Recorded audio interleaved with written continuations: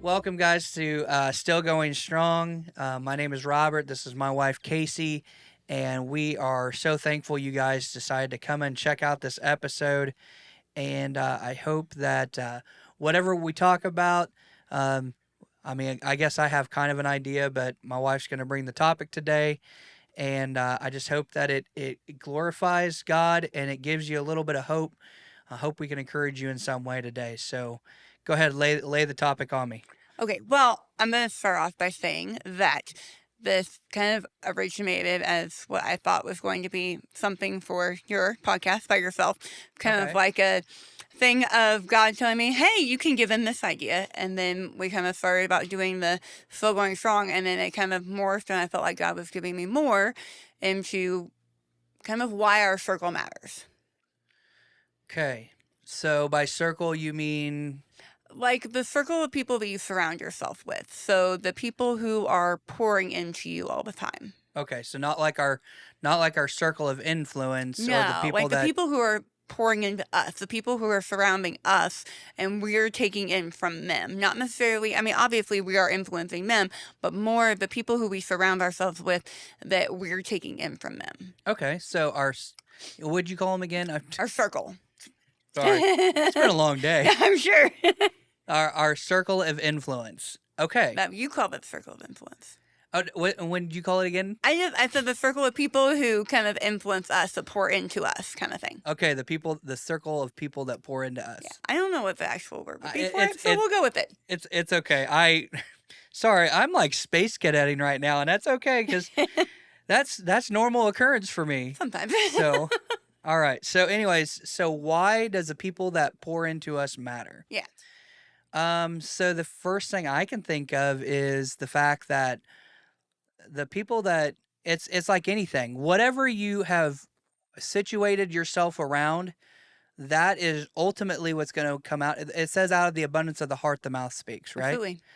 When I think about that, I think about the fact that when we pour God's words into our life, the more that we pour God's word into our life, the more we become like Christ. Hmm. So I guess what I hear out of that topic is that the more people pour into us, it also affects our life. Absolutely. But even like one of the examples I had was of Moses. I'm going to open my Bible and read. That's fine. Okay. So in Exodus 17 and in verse 12, and it's whenever Moses is holding up his staff, and any time he holds up the staff, Israel has the advantage. And whenever his arms get tired and he takes it down, then they start to lose. So obviously, if you're holding up a staff, your arms are going to get tired. You're only going to be able to hold it up for so long, right? Yeah, I mean, like the first 5 minutes would probably be all right, but Yeah. if you're talking about I mean, I know a war doesn't normally last 5 minutes, so Yeah. I mean, I don't think it specifically says how long it's lasting, but the way I read it, Exodus. it's lasting quite a while. It's Exodus 17, yeah. Exodus 17. Okay. Yeah, so the way I read it, it's something that's lasting for a long time, where he's not just holding it up for a few minutes. And it talks about that in verse 12 specifically, Moses' arms soon became so tired he could no longer hold them up. So Aaron and Hur found a stone for him to sit on. Then they stood on each side of Moses, holding up his hands. So his hands held steady until the sunset. As a result, Joshua overwhelmed the army of Amalek in battle. So because he had people there that he could rely on, they were holding his arms up so that Israel could still win. So we need those people in our lives.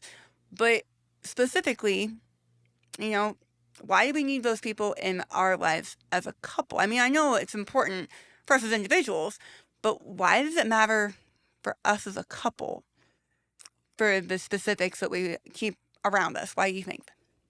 I don't know. I think that again, it's just by the people that pour into us. When we start getting poured into, and that comes out. I mean, I don't want anybody that's pouring into me that be uh cause me to be more negative to you, more Absolutely. uncaring, more unthoughtful. Yeah, I just don't think that would be the right thing. Yeah. The right people I need to be around. Well, and we want we want people who understand that our marriage is important, right? Yes. So we've watched War Room, right? Yep. So one of the things in War Room is there's the two guys that are working out in the gym together. They're both Christians, and well, one's a Christian, one says he's a Christian, but not necessarily really there. Yeah. So, and he starts talking about like having a hard time with his wife. And how easy would it have been for that other man, and I mean, we see it all the time, to start saying, oh yeah, you deserve better.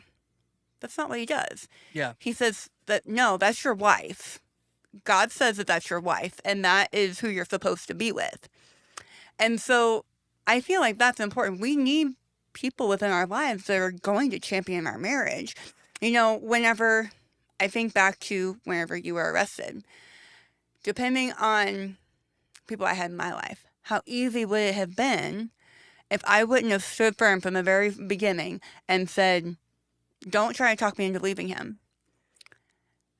How some of those people could have questioned me and made me question my decision to stick it out. I mean, if you don't have those people that are with you, they're saying, you need to fight for this. You need to fight for your marriage. You need to fight for your family.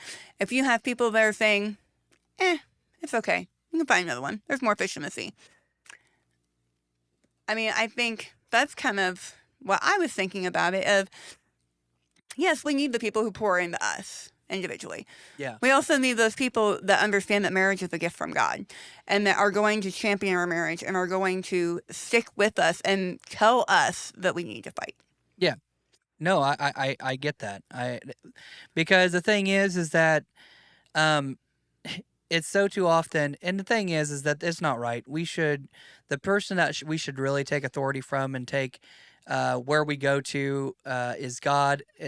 God should be the one that pours into us the most. Mm-hmm. But unfortunately, we go and we seek the physical. We seek the people that are right in front of us, and we go seek the tangible versus the intangible, and letting God be our second go-to instead of our first go-to. And so, yeah, one of the ways that we can combat that a little bit is to make sure that the people that are pouring into us are are people that champion your marriage, because it could be very, now see, like when we lived in Minnesota, and I mean, there wasn't a lot of people to really champion our marriage, so to speak. We kind of since we was in college but we were married, we kind of spent most of our time together, so really there was really nobody to quote unquote champion us and No. or lead us the other way. Of course, me with my lustful battles and things like that, I was drawing my own self away very easily. But I think, again, that's why the church is so important for couples or for couples to be poured into, like us going to the marriage event or the marriage course or lessons. Vertical marriage, I think, is what we're doing. Yeah. It's so important to do those things, because not only are we getting that checkup that we need, we're also having those people pour into our lives. We're having people talk about their experience. This is kind of why we're doing this, is that hopefully we can be people that can pour into somebody else's marriage. Again, we're not perfect at it, but I believe that at least if we pour in from a heart that says, you know what, we've made some mistakes, but we're seeking after the Lord, that maybe somebody can say, okay, well, they're seeking after the Lord. I've made some mistakes, but I can seek after the Lord too. Absolutely. I completely agree with you, especially as far as getting plugged into a church, because, where we lived in Minnesota, we definitely were Christian by word only. We were not following Christ by any means. Yep. But there were times that we talked about possibly going to church. And had we done that and gotten plugged into other couples, we could have had the potential of not going through the things that we went through. I mean, obviously, I feel like us as individuals, we really had to go through what we went through to get to where we were so that God could save us. That's just who we are. And so I really feel like that's where we needed to go. But I do sometimes think about, had we had that, could it have helps with some of the hurt, so to speak, that we had to go through and such. And Oh yeah, absolutely. I mean, I understand that. I think that I agree with you to some aspect that I feel like there was no other course because there was no other course. yeah, I mean, what we went through is what we went through, and I think that there was probably plenty of times where God could have wanted us to go another way. I can't completely be resigned to say, because again, that would be like saying that it is God's purpose in our life to go through hard times. no, I I don't think think it's that's our thing because I mean, we're both kind of stubborn, but I definitely before coming to Christ, we were both so absolutely stubborn and stuck in our ways. And I think that played a huge part in it. yeah, yeah. Oh no, I agree. I agree. That our stubbornness it kept us from seeing the true picture. And I would hope that that I know that there would have been there had to have been another way. We just ignored all the warning Absolutely. signs, and we, instead of us choosing to go to church and letting people pour into us, possibly we chose to go it our own way. We Hmm. chose to do the things that we wanted to do when we wanted to do it, and unfortunately that was a bad call. Yeah. Because ultimately, talking about that, who we poured into, we let us pour into us. Yeah. We poured ourselves back into ourselves, and that's not a good idea No. either. No. Because when we start, because I mean, when we think about Old Testament, we think about judges, and it talks about they did what was right in their own eyes. Absolutely. Um, I know from just my experience that when we do stuff that's right in our own eyes, we're looking from a very finite, very limited point of view, instead of looking at God's view of where He wanted to go. Um, and the thing is too is I think also when we talk about that though, when we let people pour into us, we also can't let that be the definitive. Like that can't be the replacement. Like Oh okay, no. I don't need God. I just need somebody to pour into me. No, That can't absolutely not. that can't be that either, because if we start to rely on them, then what happens when those people that are pouring into us start to have issues? Hmm.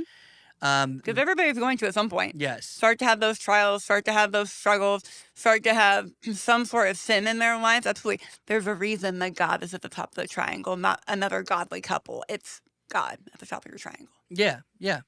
And if by that you mean that, Yeah, your little triangle of you got your husband and your wife and then God, and the closer you get to God, the closer you get to each other. Yeah. yep, the smaller the triangle gets, the Yeah, closer to each other you get, the closer to absolutely. God you get. So, yeah, that's why I think it's so vital. You're right. You hit the nail on the head that those that are the sphere of influence in your life, you got to look for people that are, I mean, obviously digging into God's word. Absolutely. They need to be praying. They need to be, they need to also be going to church. They need to be having people to pouring into them, uh, because ultimately, where we get our knowledge and wisdom from is from Jesus Himself, Hmm. and the couple that or the people that are pouring into you is just kind of a conduit at times. Absolutely. Because I know, like, even so much as YouTube, we talk about, or I talk about, I like to watch YouTube sermons Mhm. and things like that, and sometimes I let junk also filter in there, and that's it's not very good, but um, that's another thing too. If we're talking about who's pouring into us and our sphere of things that pour into us, And it's um, not always just people that are close to us, it can be everything else. Like if we're allowing junk on our phone to pour into us, I mean, yes, there are parts of social media that can be good, whether yep, it be YouTube or Facebook or whatever. I mean, there's parts of that that can be good to be able to be useful to actually show other people, we're kind of what we're hoping to do here. yep, And there's other people that do that as well, but there's also a lot of junk out there. And that filters in to us individually, or, sometimes we watch stuff together, so it filters in to us as a couple. What what we watch on TV in the evenings as a family, all of that kind of stuff. yep, It influences us, it pours into us, and so it affects everything. And so we have to be aware of everything that we're allowing to pour into us. yep. And I think, like, even though that sometimes maybe we don't watch the most Christian things, Yeah. and especially if our daughter's like with us, uh, you know, as long as we take, I think if we take the opportunity to explain, like, look, this is what's not right about this, and I think she has a pretty good grasp on the fact of what what's expected out of a Christian walk and what's not expected out of a Christian walk. Well, and I think one thing with that is I love obviously watching Christian movies and Christian television and stuff like that. But unfortunately that's not the world we live in.